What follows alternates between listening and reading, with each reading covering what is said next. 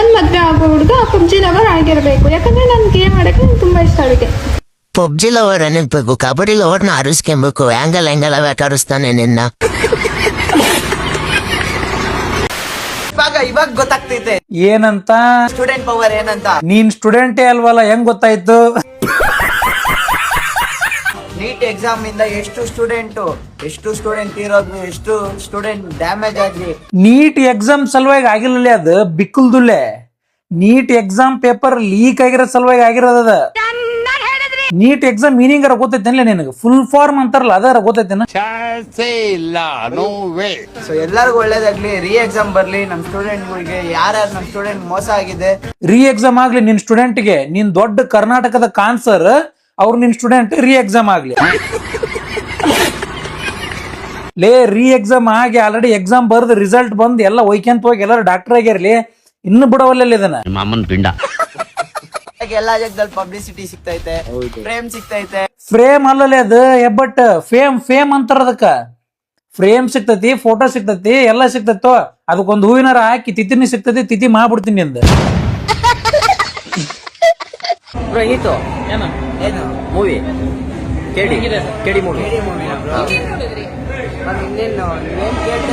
ಹಿಂಗಂತೆ full attitude ಅಲ್ಲ ಅದ ನಿಂದ.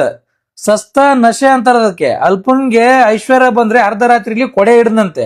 ಆ ಜಾತಿಗೆ ಬರ್ತಿಲ್ಲ ನೀನ್. ಯಾರ ಬಂದ್ರಂತೆ ಅಮುಕು ಡುಮುಕ ಹಂಗಿಂಗ್ ಅಂದ್ರಂತೆ, ಫುಲ್ ಫೇಮ್ ಅಂತಂತ ಈಗ ಅಡ್ಸದಂತೆ. ಲೇ ಅಣ್ಣವ್ರು ಹುಟ್ಟಿದ ಕರ್ನಾಡಿದ, ನಿಂತರ ತಮಿಳ್ನಾಡು ಹುಟ್ಟು ಬಂದಿಲ್ಲ ಹಡ್ಸ ಅಂತದ್ ಅಲ್ಲಿದ. ಜಾಸ್ತಿ ಹಡ್ಸಕ್ ಹೋಗ್ಬಿಡ.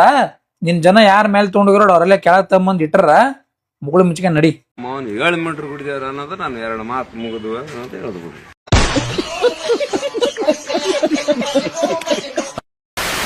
ಏನ್ ಮಾಮ್ ನಿಮ್ ಬಾಸ್ ನೆಕ್ಸ್ಟ್ ಫಿಲಂ ಯಾವ್ದು? ನಮ್ದು ಬತ್ತೈತಲ್ಲ BRB ಬಿಲ್ಲಾರಂಗ ಭಾಷಾ. ಓ ಯಾವಾಗ ರಿಲೀಸ್ ಆಗುತ್ತೆ? ಅದೇ ಯಾವಾಗ ಆಗುತ್ತೆ? ನಿಮ್ ಬಾಸ್ ಯಾವ ಮೂವಿ ರಿಲೀಸ್? ನಮ್ದು ಬತ್ತೈತಲ್ಲ ಇಲ್ಲೇ ಟಾಕ್ಸಿಕ್ ನೆಕ್ಸ್ಟ್ ಮಂತ್ 26ನೇ ತಾರೀಕು ಧೂಳೆ ಬಿರ್ಸಕ್ಕೆ. ಅದ್ ಸರಿ, ನಿಮ್ ಬಾಸ್ ಯಾವಾಗ ಮಾಮ್ ರಿಲೀಸ್? ನಮ್ ಬಾಸ್ ರಿಲೀಸ್ ಆಗುತ್ತೆ ಹೇಳ್ತೀನಿ. ಹೌದಾ, ಸರಿ ಬಿಡು. ನಮ್ ಬಾಸ್ ರಿಲೀಸ್ ಆದ್ರೆ ಸಾಕು ಅಂತ ಕಾಯ್ತಾ ಇದೀನಿ. ಬೋಳಿ ಮಕ್ಳು ಫಿಲಮ್ಗೂ.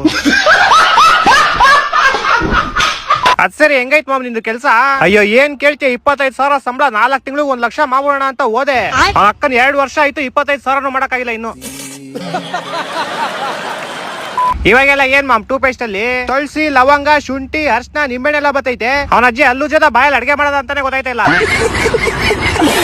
ಅಲ್ಲ ಇವ್ ನೋಡಲ್ಲ ಮಾಮ್ ಬೇವರ್ಸಿ. ಮೊನ್ನೆ ಯಾರ ಇಬ್ರು ಜಗಳ ಆಡ್ತವ್ರೆ, ಸೆಂಟ್ರಲ್ ನಿಂತ್ಕೊಂಡು ನೋಡ್ತಾವ್ನೆ. ಯಾಕೋ ಹೋಗ್ ಬಿಡಿಸ್ಬೇಕು ತಾನೆ. ಅಲ್ಲೇ ಕೂತ್ಕೊಂಡು ನೋಡ್ಬೇಕು ತಾನೆ, ಹಿಂದೆ ನಿಂತಿರೋ ನಮಗ್ ಕಾಣಿಸೋದ್ ಬೇಡವಾ? ಅದ್ ಸರಿ, ನೀನೇನ ಬೆಳಗ್ಗೆ ಎಲ್ಲ ಹೋಗಕ್ ರೆಡಿ ಆಗ್ಬಿಟ್ಟಿದ್ದೆ. ನೈಟ್ ಅಲ್ಲಿ ನ್ಯೂಸ್ ಅಲ್ಲಿ ಒಬ್ಳು ಬನ್ನಿ ನಾನು ನಿಮ್ಮನ್ ಸೀದಾ ಡೆಲ್ಲಿ ಕರ್ಕೊಂಡು ಹೋಯ್ತೀನಿ ಅಂದ್ಲು. ನೈಟ್ ಇಂದ ರೆಡಿ ಆಗಿ ಕೂತ್ಕೊಂಡು ಬಂದೇ ಇಲ್ಲ.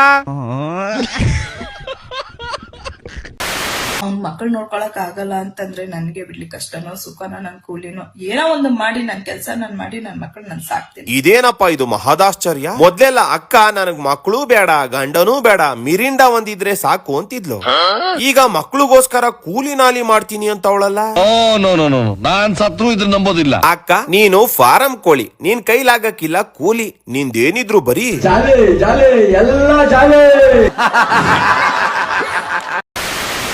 ನಿನ್ನ ಗಂಡ ನಿನ್ನ ಸುಖದಾಗಿಟ್ಟ, ಮ್ಯಾಗಿನ ಬ್ರಹ್ಮ ನನ್ನ ರೀಲ್ಸ್ ಮಾಡಕ್ ಬಿಟ್ಟ.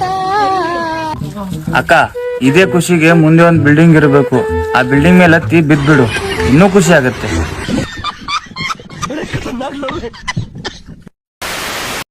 ನಮ್ಗೆ 59ನೇ ಸ್ವಾತಂತ್ರ್ಯ ದಿನದ ಶುಭ. ಮಹಾತ್ಮ ಗಾಂಧಿ ಅವರ ಬದುಕಿದ್ರೆ ಸೂಸೈಡ್ ಮಾಡ್ಕೋತಿದ್ರು. ಒಳ್ಳೇದಾಗ್ಲಿ ಅಂತ ಇನ್ನೊಂದ್ ಬಾರಿ ನಾನು 79ನೇ ಗಣರಾಜ್ಯೋತ್ಸವ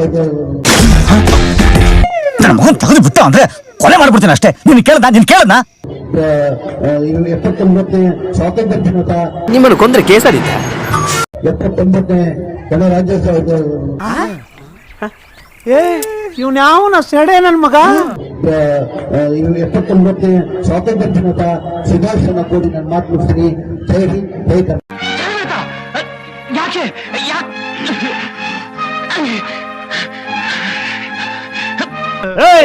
ಮಹಾತ್ಮ ಗಾಂಧಿ ಇವತ್ತು ಬದುಕಿದ್ರೆ ನೀನ್ ಫೈರ್ ಮಾಡಿ ಸಾಯಿಸ್ಬಿಡೋರು. ಇನ್ನೊಂದು ಕ್ಷಣ ನಾನಿರೋದಿಲ್ಲ. ನಾನು ಹೇಳೋದಿಲ್ಲ.